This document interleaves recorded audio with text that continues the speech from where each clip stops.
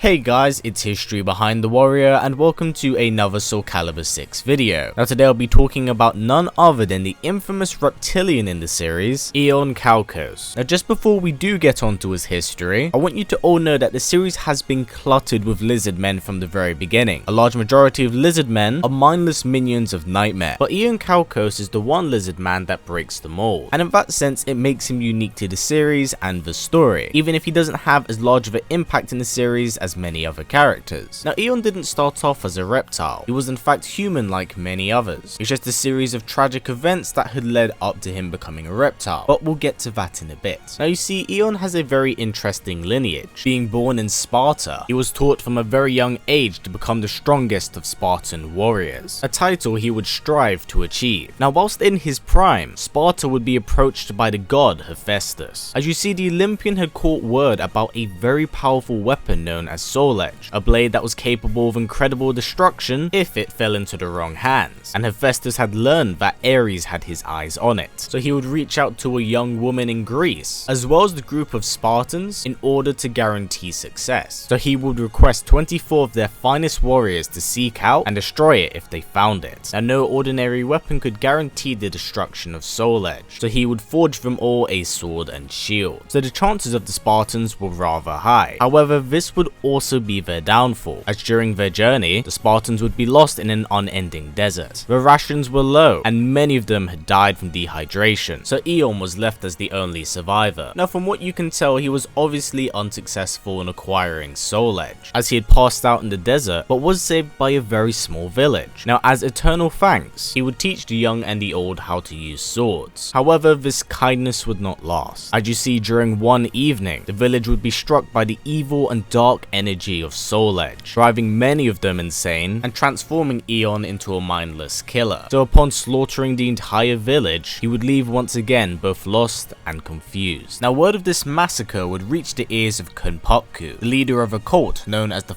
Sestmus. Now some of you might be quite familiar with the name of this cult, as they are the same individuals responsible for the creation of Astaroth. Now the cult was successful in capturing the Spartan, and from here on out they would experiment on him. This would lead to him becoming a lizard. Now brainwashed by the cult, he was forced to do their bidding, and one of their missions was for him to kidnap a young boy known as Bangu, as the Sestmus at this point in time was interested in creating more lizard men and extracting souls from them. Now this plan did falter, as the young boy was in fact the adopted son of Rock, so Aeon was defeated by the hulking giants. Now although he was defeated, he would join up with Astaroth, as the Sestmus was interested in also obtaining Soul Edge. Now during the events of the third Soul Calibur game, after Soul Edge was united with Soul Calibur, he would be freed of his brainwashed state, gaining sentience for the first time in years, and this is where he realized he had now become a lizard. The former Spartan was heartbroken over this, and he felt like he was robbed of his humanity. He knew that he couldn't return back home to Sparta, as no one would recognize him, and he simply saw himself as a monster. And because of this, he hid from the world for many years, slowly descending into madness and regret. And from here is where Aeon's anguish really did flourish. You see, he blamed Hephaestus for putting him on this path. If the god never reached out to him, then right now he could most likely be at home with his family. But that wasn't the case at all. So Aeon would cast away the sacred weapons the god had given him and set his eyes on Soul Edge, as he wanted to make the god pay for what he had done to him. So Aeon planned to get his hands on Soul Edge and force the Olympian god to pay in blood. So from here he would set out across Europe, recruiting many lizard men he could find on the way into his own little personal army, so that when he arrived at Ostrheinsburg, he could overwhelm the battlefield with waves of lizard men. So during his journey to Ostrheinsburg, his humanity was more or less cast away, and he had fully succumbed to his reptilian state. Now as we all do know, by the end of the fourth Soul Calibur game, Siegfried is successful in vanquishing both Nightmare and Soul Edge, leading to 17 years of peace before the duo resurfaced once more. Now the details on what happened to Lizardman are rather scarce during this time, as Soul Calibur 5's story mode predominantly focuses on Patroclus and Pyrrha. However, what we do know about Lizardman is that upon Soul Edge's destruction, Aeon returned back to his cave and fully succumbed to his Lizardman persona. Now also during this time, he began to hear voices in his head, ones that were tempting him into eating people, and in this state he's nothing more than an animal, so he succumbed to those ideas. But what was quite interesting here is that Aeon, unlike other lizardmen, had the the unnatural ability to inherit powers from the people he had eaten, which is actually a good explanation as to why he has wings in Soul Calibur 5. He also found that by eating people, his sanity would begin to return along with fragments of his human life. So from this point onwards, Aeon would make it his own personal objective to travel across the world eating as many holy warriors as he could find. But yeah,